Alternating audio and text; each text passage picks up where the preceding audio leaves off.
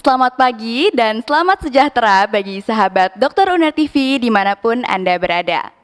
Selamat datang kembali pada segmen Dokter Edukasi bersama Dokter Uner TV. Perkenalkan, nama saya Alvina Serafina sebagai Duta Berbakat FK Uner 2025 dan sekaligus sebagai host yang membantu memandu jalannya acara pada hari ini. Bagi yang baru bergabung dengan kami, Dokter Uner TV sendiri adalah platform edukasi kesehatan dari Fakultas Kedokteran Universitas Airlangga bersama dengan RSUD Dr. Sutomo yang menyajikan informasi-informasi kesehatan langsung dari para ahli di bidangnya dan tayang secara rutin setiap minggunya. Untuk itu, jangan lupa untuk subscribe pada akun channel YouTube Dokter Uner TV dan Instagram kami di @dokteruner_tv dan @fk_uner agar tidak ketinggalan informasi menarik dari kita. Nah, pada program hari ini kita akan membahas topik yang tentunya sangat bermanfaat dan tentunya relevan sesuai dan bertepatan dengan hari spesial yang jatuh pada tanggal 14 Juni 2025, yaitu Hari Donor Darah Sedunia. Jadi tentunya hari ini kita akan membahas seputar topik donor darah. Bagi sahabat Dokter Uner TV yang penasaran nih mengenai donor darah dan juga manfaatnya, manfaat kesehatan dari donor darah sendiri, tonton terus ya Dokter Edukasi pada hari ini. Telah hadir bersama kita narasumber yang luar biasa dan tentunya sangat ahli di bidangnya, yaitu Dr. Betty Agustina Tambunan, spesialis patologi klinik konsultan. Mari kita sapa narasumber kita hari ini. Selamat pagi, Dr. Betty. Pagi. Bagaimana kabarnya hari ini, Dokter? Luar biasa, ya. Menyenangkan sekali bisa hadir di sini. Syukurlah, saya juga sangat bahagia bisa bersama dokter hari ini ya, Dokter. Baik, kalau gitu kita bisa memulai perbincangan menarik kita nih hari ini, Dokter. Saya akan memulai dengan pertanyaan yang simpel nih sekiranya, yaitu apa sih, Dok, sebenarnya donor darah itu dan bagaimana proses dari donor darah itu sendiri? Silahkan, Dokter. Iya, donor darah itu penyumbangan darah ya, yang disumbangkan darah tujuannya untuk kebutuhan pasien. Pasien itu butuh ya bisa saja memang dia anemi, jadi butuh sel darah merahnya ditambah, atau bisa trombositopenia atau trombositnya kurang gitu, jadi ditambah trombosit.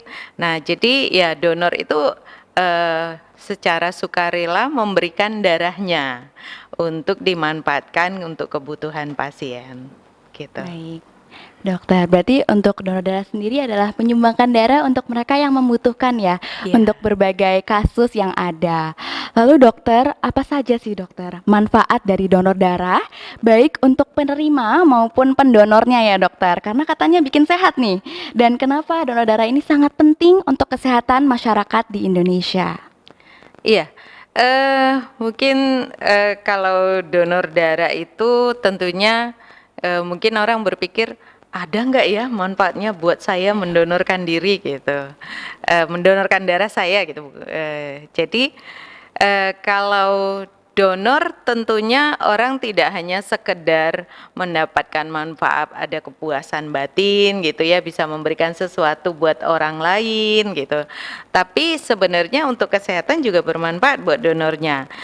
Jadi kalau orang donor itu dia menyumbangkan darahnya, maka pabrik darahnya itu ya sumsum tulang dan spleen dan yang lain itu liver memproduksi darah yang baru sehingga dia akan merasa lebih segar. Jadi bisa memelihara kondisi vaskular, mencegah untuk penyakit-penyakit jantung seperti itu ya. Jadi punya manfaat untuk pendonor. Terus ada motivasi sendiri buat pendonor untuk tetap sehat ya kan, supaya dia bisa tetap menyumbangkan darahnya, bisa menyumbangkan darah sehingga dia akan makan makanan bergizi, olahraga, cukup istirahat supaya supaya bisa tetap menjadi pendonor darah rutin. Itu manfaat buat pendonor. Ya kalau untuk pasien jelas tadi ya, sesuai penyakitnya tentunya darah yang disumbangkan akan bermanfaat untuk memulihkan kesehatan pasien tersebut. Baik dokter, kalau gitu berarti banyak sekali ya manfaat yang dapat diterima oleh sang pendonor.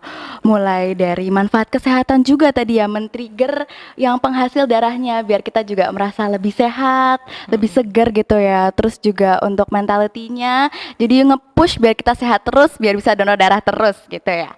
Lalu dokter, apa saja sih dokter syarat utama seseorang bisa menjadi pendonor darah? Dan apakah ada batasan nih dok bagi untuk usia, berat badan maupun ada kondisi khusus seperti itu, dokter? Iya, jadi donor itu memang diharapkan sehat ya, supaya bisa menyumbangkan darahnya. Kita memang nggak bisa memeriksa donor itu kesehatannya secara holistik semuanya gitu, tentu cost-nya jadi mahal sekali. Nah, maka secara umum donor itu sehat, nanti ada screening juga, screening untuk penyakit menular seperti HIV, hepatitis B, hepatitis C, dan juga sifilis supaya tidak menularkan ke pasien ya yang menerima darahnya. Terus yang sehat itu syaratnya ya ada berat badan minimal memang ya, tapi maksimal nggak ada sih. Minimal aja ada 45 kilogram, terus usianya ada usia minimalnya 17 tahun. Kalau yang dia pendonor rutin, batas usia maksimalnya 65 tahun. Tapi kalau bukan pendonor rutin, batas usianya 60 tahun. Terus kita cek fisik kan ya. Kita cek fisik dia tekanan darahnya terutama ya, tekanan darahnya kita periksa, batas sistoliknya 150 ya. Jadi batas bawahnya 100, jadi 100 sampai 150 sistoliknya. Itu yang atas ya. Nah, diastoliknya yang batas bawahnya 60 sampai 90. Jadi itu dites. Kemudian ada batas HB ya. Karena kalau donor darah itu biasa menyumbangkan whole blood ya. Darah jadi tentu ada syarat HB-nya. HB-nya 12,5 batas bawahnya, batas atasnya 17. Jadi kalau ketinggian juga curiganya polisitemia ya. Jadi tidak baik untuk mentransport oksigen. Jadi ada batas atas. Jadi nggak semua bisa jadi donor walau tinggi-tinggi banget gitu, nggak bisa gitu. Kalau yang tinggi itu lebih dari 17 bisa diambil darahnya tapi nggak dimanfaatkan untuk pasien, jadi dibuang seperti itu. Gitu. Baik dokter, berarti ada beberapa syarat ya untuk menjadi pendonor ini. Tadi juga ada screening sebelumnya, jadi pasien harus sehat, terus di screening untuk berbagai penyakit seperti hepatitis, sifilis, lalu juga ada berat badan minimum ya, yaitu 45, tapi tidak ada nih berat badan maksimum ya dokter ya. Terus juga dicek untuk tekanan darahnya dan juga HB-nya minimal 12,5 sampai 17. Terima kasih dokter. Lalu untuk yang tidak diperbolehkan nih, ada nggak sih secara spesifik alasan seseorang tidak diperbolehkan mendonor darah mereka selain yang sudah disebutkan tadi? Iya, sebenarnya banyak hal ya yang tidak diperbolehkan. Kadang-kadang kan pendonor itu datang, kita nggak tahu riwayat penyakitnya apa. Jadi biasanya bukan biasanya, alurnya itu setelah dia registrasi itu ada mengisi kuesioner. Di situ ditanyakan beberapa yang terkait penyakit menular atau kondisi kesehatannya seperti itu ya. Nah, sebenarnya kalau kita lihat regulasinya Permenkes 91 2015 yang jadi juknis sampai sekarang masih belum dirubah sih, walaupun udah ada undang-undang kesehatan yang baru ya. Biasanya yang penyakit kronik tidak disarankan untuk menjadi pendonor. Ya tentunya tadi itu tanda kutip sehat itu tadi. Kalau diabetes apakah boleh menjadi pendonor?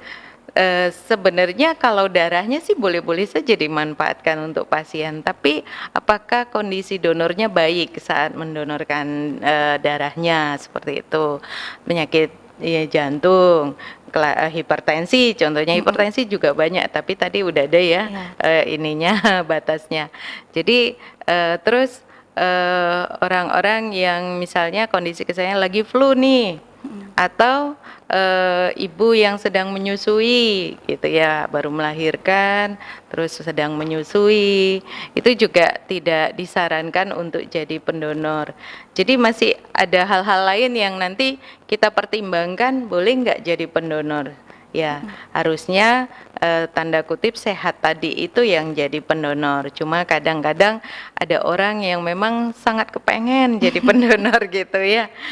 Misalnya baru vaksin gitu, berapa lama sih habis vaksin boleh jadi pendonor, itu kan bukan halangan tetap ya, jadi dia hanya menunda saja untuk menjadi pendonor lagi, karena untuk donornya sendiri pertimbangannya, bukan untuk darahnya yang diberikan ke pasien, seperti itu. Jadi apa yang dilarang itu lebih kepada pendonornya, untuk kesehatan pendonornya, seperti itu. Baik dokter, berarti ini lebih ke kondisi pendonornya seperti itu ya. Betul. Lalu juga untuk yang memiliki penyakit kronik coba dilihat lagi, lalu juga kalau setelah vaksin ya dokter ya. Iya. Lalu boleh tanya nih dokter, kalau misalnya perempuan yang sedang menstruasi apakah boleh mendonor dokter? Ya, itu juga tidak boleh. Ya, kadang-kadang ada yang tidak tahu ya. Sebenarnya ada di kuesionernya, mungkin tidak dibaca detail ya, cuma dicentang seperti itu. Jadi kelolosan gitu ya, menstruasi terus sudah kadung ini ya, diambil darahnya gitu. Terus bagaimana, apakah darahnya dibuang? Enggak sih.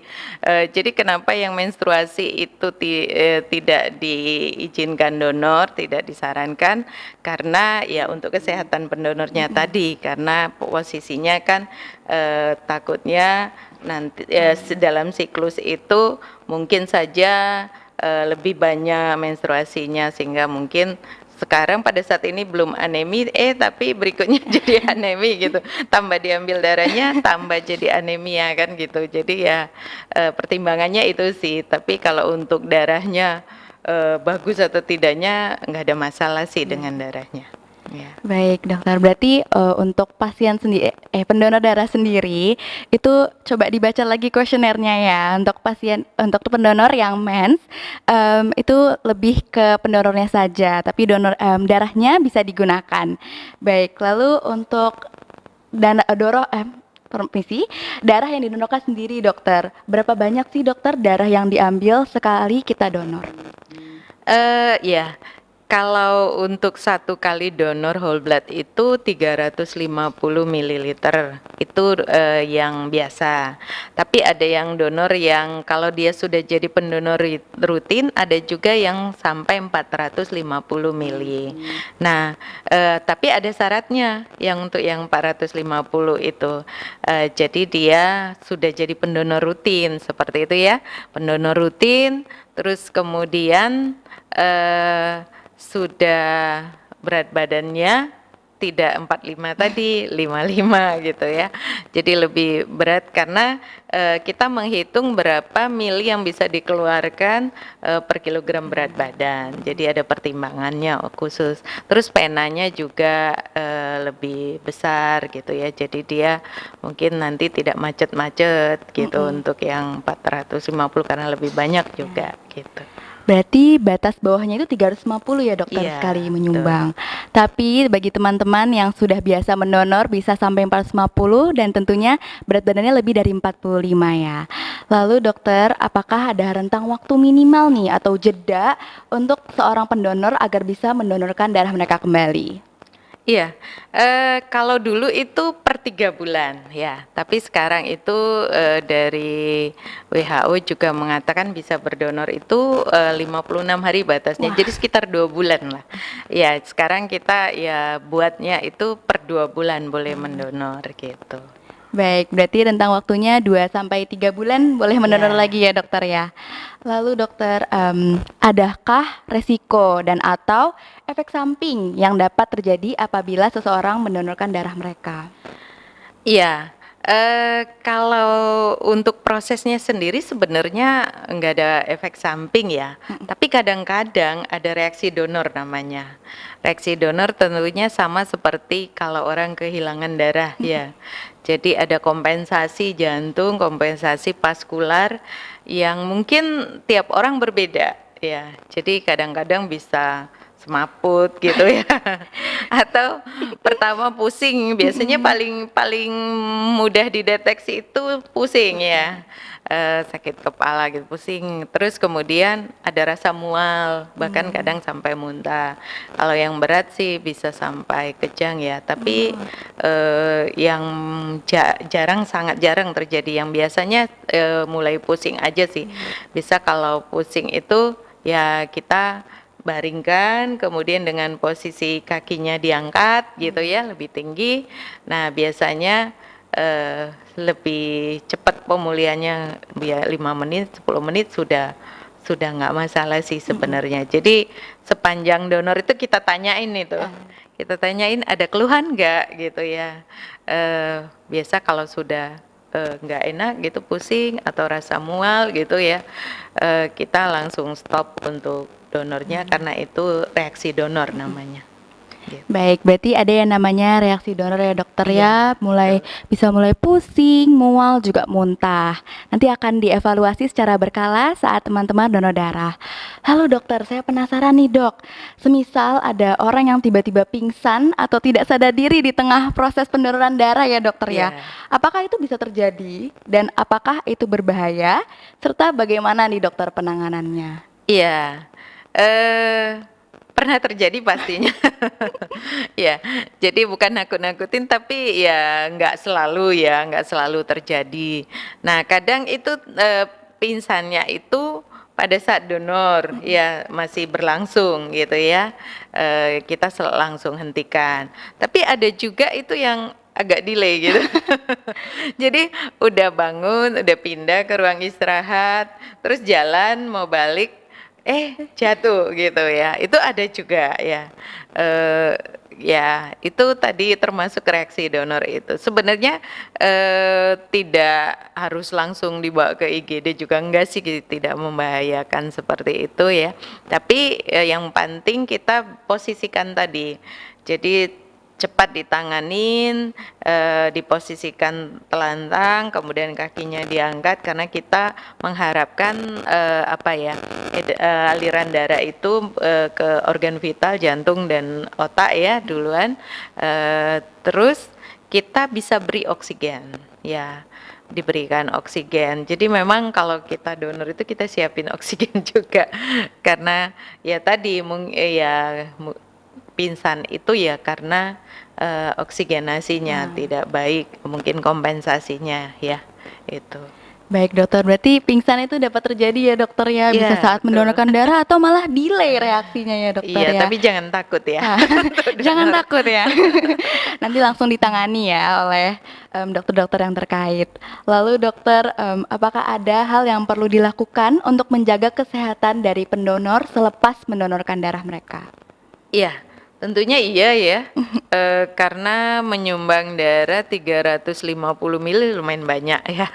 Jadi ya sehabis donor itu harus minum yang banyak ya, karena yang utama diganti itu cairan ya, cairannya yang hilang tadi harus segera digantikan. Jadi minum dan yang lebih banyak dari yang biasa ya. Mungkin biasanya kita selalu habis donor itu langsung ditawarin minum ya. Kemudian yang lain menjaga makanan ya bergizi, jadi menggantikannya dengan vitamin juga, sayuran yang banyak mengandung zat besi ya, kemudian bisa daging seperti itu ya, artinya mengembalikan kondisi yang untuk menggantikan darah yang hilang atau darah yang diberikan itu. Baik, berarti setelah mendonor banyakin minum ya dokter ya. Terus juga makanannya dibanyak vitaminnya, makan sayur dan juga daging-daging. Baik dokter, terakhir nih dokter, adakah pesan spesial dari dokter Betty untuk sahabat dokter Uner TV yang sekiranya masih takut untuk mendonorkan darah? Ya, ya, saya mengajak semua yang masih muda, yang sehat ya, untuk donor darah karena donor darah itu menyehatkan. Yang paling penting kita bisa memberikan manfaat untuk orang-orang yang membutuhkan. Jadi satu kantong darah itu bisa berarti nyawa buat orang lain. Jadi mari kita berikan darah kita karena sampai hari ini darah itu belum bisa digantikan dengan produk obat ya. Jadi tetap harus diganti dengan darah kalau misalnya pasien tersebut membutuhkan. Dan nanti ini UNER ya, FK UNER akan mengadakan kegiatan donor darah besok tepatnya ya bersamaan dengan menyambut Hari Donor Darah Sedunia. Jadi besok akan ada donor darah atau tempatnya di Gramik ya, di Gramik Fakultas Kedokteran Universitas Airlangga. Ya, terbuka ya untuk yang lain, bukan hanya Sivitas Akademika UNER ya, tapi juga boleh yang dari lain. Ya, mahasiswa mungkin yang mendengar bisa ikut berpartisipasi. Ya. Baik, terima kasih dokter dan juga bagi sahabat dokter Uner TV nih yang tertarik untuk mendonorkan darah bisa datang ya besok di Gramik ya dokter ya untuk mendonorkan darah dalam rangka Hari Donor Darah Sedunia. Oh iya, waktunya pagi ya. Oh ya, pagi teman-teman. Pagi mulai jam 8 ya sampai Baik, siang. Baik, lalu sekarang nih kita akan masuk ke sesi yang tidak kalah menarik, yaitu mitos atau fakta nih dokter ya, seputar donor darah. Saya akan membacakan pernyataan, nanti dokter bisa meluruskan pernyataan saya nih dokter Oh ya. iya, baik. Baik, siap dokter? Siap. Baik. Mitos atau fakta, donor darah bisa membuat tubuh menjadi kurus. Menarik nih dokter. Ya, ini sebenarnya mitos ya. Kalau donor jadi kurus nanti dikira vampir lagi. Ya, sebenarnya ada juga pendapat yang mengatakan begitu. Kalau donor itu bisa kurus. Sebenarnya kalau efek langsungnya enggak ya. Jadi mungkin saja menjadi kurus itu karena menjaga pola makan ya, olahraga. Jadi lebih teratur gitu. Sebenarnya lebih sehat iya. Lebih kurus belum tentu gitu. Jadi kembali tergantung ke lifestyle-nya si pendonor. Harapannya sih bisa jadi lebih sehat lah, tidak kurus tapi ideal gitu ya. Baik dokter, berarti mitos ya dokter ya Iya. teman-teman, donor darah tidak bisa bikin kurus tapi tentunya bisa bikin teman-teman jauh lebih sehat. Lalu mitos atau fakta yang kedua, apakah donor darah bisa membuat kondisi fisik kita menjadi menurun dan mudah sakit? Ya, tentunya tidak ya. Jadi ketika memberikan darah itu kita punya kompensasi yang cukup baik ya tubuh kita itu. Kehilangan darah dalam waktu yang singkat misalnya kita bisa langsung memproduksi 7 sampai 7 kali lebih banyak gitu ya. Jadi artinya kalau hilang darah gitu akan digantikan yang baru. Terus kan dia punya masa hidup ya, sel darah merah 120 hari. Ya, kalau nggak didonorkan juga nanti digantikan gitu. Tapi yang lain juga trombosit 8 hari seperti itu. Jadi ya artinya kalau mendonorkan darah sebenarnya tubuh kita akan mengkompensasi memproduksi yang baru. Nah, tentunya dengan begitu akan jadi lebih sehat, bukan jadi gampang sakit. Lebih sehat itu dalam artian dengan darah yang baru oksigenasinya lebih baik sehingga semua jaringan, semua organ mendapat oksigenasi yang cukup gitu. Baik dokter, berarti tadi mitos ya, ya teman-teman, kalau misalnya donor darah itu nggak bikin kita kondisi fisiknya menurun, malah meningkatkan oksigenasi ke berbagai organ. Lalu dokter, pernyataan yang ketiga adalah setelah donor, pendonor harus memakan makanan yang manis-manis. Enak banget nih. Gimana dokter? Kalau habis donor, sebenarnya bukan makanan yang manis-manis ya, manis-manis jadi diabetes. Iya, tapi yang sehat, yang tadi cukup air, vitamin, ya sayuran, daging, atau yang dibutuhkan untuk menggantikan. Jadi bukan manis ya kriterianya, tetapi yang sehat gitu. Ya bisa dilihat sendiri. Maksudnya setiap makanan yang mau dikonsumsi itu kandungan gizinya seperti apa, dipertimbangkan bukan hanya gula ya, mengandung gula seperti itu. Baik, berarti untuk komposisinya diperhatikan lagi ya, bukan hanya manis-manis, tapi yang sehat dan bergizi. Baik, untuk mitos atau fakta yang keempat, donor darah dapat membuat sang pendonor ketagihan atau kecanduan dalam mendonorkan darah. Ya, ini antara mitos dan fakta. Ya, beberapa pendonor menyaksikan bahwa ketika tidak donor itu badannya sakit-sakit semua. Ya, sakit-sakit enggak, definisinya sakit-sakit saya juga kurang tahu ya. Mungkin pegel-pegel seperti itu. Tapi kalau menghubungkan dengan teorinya yang tadi itu mungkin ketika donor itu habis donor kan ada produksi yang baru tuh, jadi eritrositnya baru seperti itu, jadi oksigenasinya lebih baik sehingga mungkin jadi merasa lebih segar. Itu yang membuat para pendonor juga salah satunya ya mau jadi pendonor rutin. Jadi dibilang candu apa ya, bukan candu ya mungkin, tapi merasakan manfaatnya sehingga menjadi pendonor rutin seperti Baik, itu. dokter. Berarti ya tadi bahasanya bukan candu ya, tapi kalau misalnya habis donor darah memang membuat segar gitu. Lalu mitos atau fakta yang terakhir nih dokter, orang yang memiliki tato tidak boleh mendonorkan darah mereka selamanya. Boleh tolong dijelaskan dokter? Iya, ini juga agak sulit ya.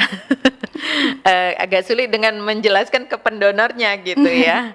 Sebenarnya kalau dibaca di regulasi ya di Permenkes 91 2015, tato itu termasuk yang dilarang gitu ya. Jadi maksudnya kalau pendonor itu punya tato tidak disarankan untuk jadi pendonor. Kenapa? Karena ada dikorelasikan dengan ini, dengan adanya kemungkinan penularan penyakit ya lewat habitnya, lifestyle sebenarnya. Ya dulu mungkin kalau orang bertato itu tanda kutip ya mungkin berisiko dengan lifestyle-nya yang ya mungkin dekat-dekat dengan infeksi menular seperti ya hepatitis seperti itu ya, kemudian HIV ya, pemikirannya seperti itu. Tapi kalau sekarang mungkin tato itu lebih pada ke seni ya gitu, dan mungkin yang dipikirkan itu karena mungkin jarumnya yang dipakai gitu ya, bisa saja jarum yang sama dengan yang dipakai orang lain, jadi risiko menularkan seperti itu. Tapi ya kalau sebenarnya kalau sekarang mungkin sudah berbeda ya, yang dipakai sekali pakai seperti itu. Cuma karena kita tidak bisa menjamin semuanya, ya proses tato itu steril atau bagaimananya bebas dari risiko penularan, ya maka regulasinya menyebutkan demikian. Ya, memberikan larangan untuk orang yang bertato itu untuk jadi pendonor. Seperti itu sih. Baik dokter, berarti lebih ke jarum yang digunakan saat bertato itu ya dokter? Iya, risikonya untuk dia tertular dan menularkan ketika jadi pendonor. Walaupun sebenarnya saat dia donor itu kan darahnya tetap di screening sih, di screening untuk memastikan ada penularan atau tidak. Tapi kalau ya kita nggak bisa pastikan kalau dia di masa inkubasi seperti itu ya, yang window period atau apapun. Jadi masih ada kelemahan dalam tes kita untuk memastikan 100%-nya bahwa tidak tertular seperti itu ya. Baik, terima kasih atas penjelasannya mengenai mitos atau fakta kita ya hari ini. Luar biasa sekali penjelasan dari Dokter Betty mengenai donor darah. Terima kasih banyak dokter atas penjelasan dokter sudah bersedia untuk hadir juga ya dokter dan membagikan ilmu seputar donor darah kepada kita semua. Sahabat Dokter Uner TV, semoga hari ini kita mendapatkan wawasan baru yang bermanfaat dan bisa lebih semangat lagi nih dalam mendonorkan darah kita. Jangan lupa untuk follow Instagram dan subscribe YouTube Dokter Uner TV untuk mendapatkan informasi-informasi menarik lainnya seputar dunia kesehatan setiap minggunya. Bagi sahabat Dokter Uner TV, jangan lupa untuk tetap semangat dan jaga kesehatan selalu. Saya Alvina Serafina, pamit undur diri. Sampai jumpa di episode Dokter Edukasi berikutnya.